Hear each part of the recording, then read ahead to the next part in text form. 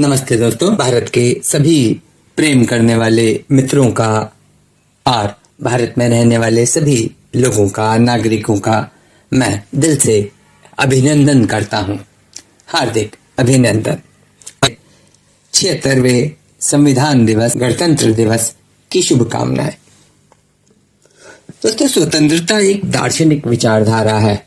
यदि कोई आपसे कहे कि मैं स्वतंत्र हूं, तो हाँ, वो हो सकता है स्वतंत्र, शायद उसके हाथ पैर खुले हुए हों, पर वो दूसरे कई सारे बंधनों में बंधा हो सकता है, जैसे मोह का बंधन, लालच का बंधन, या फिर अपने आसपास ही किसी छोटी मोटी कमजोरी का बंधन।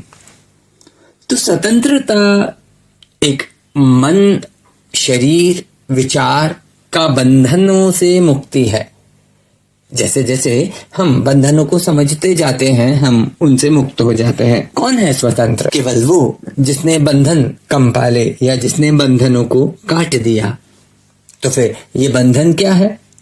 बंधन वो चीजें हैं जो आपको आगे बढ़ने से रोकती है, जो आपके स्वतंत्र विचारधारा, भावनाओं का पोषण करने की बजाय उनका शोषण करने लगते हैं। तो क्या स्वतंत्रता ही मुक्ति है? एक हद तक कहा जा सकता है, पर स्वतंत्रता और मुक्ति में बहुत अंतर है।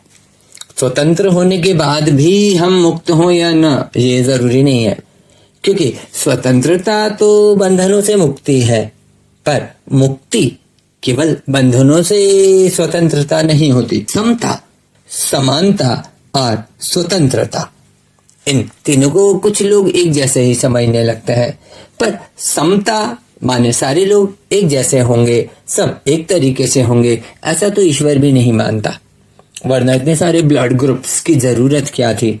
इतने सारे तरीके के शरीर, इतने सारे तरीके की आंखें, बाल, बहुत सारी चीजें, वो सब ईश्वर अलग अलग क्यों बनाता?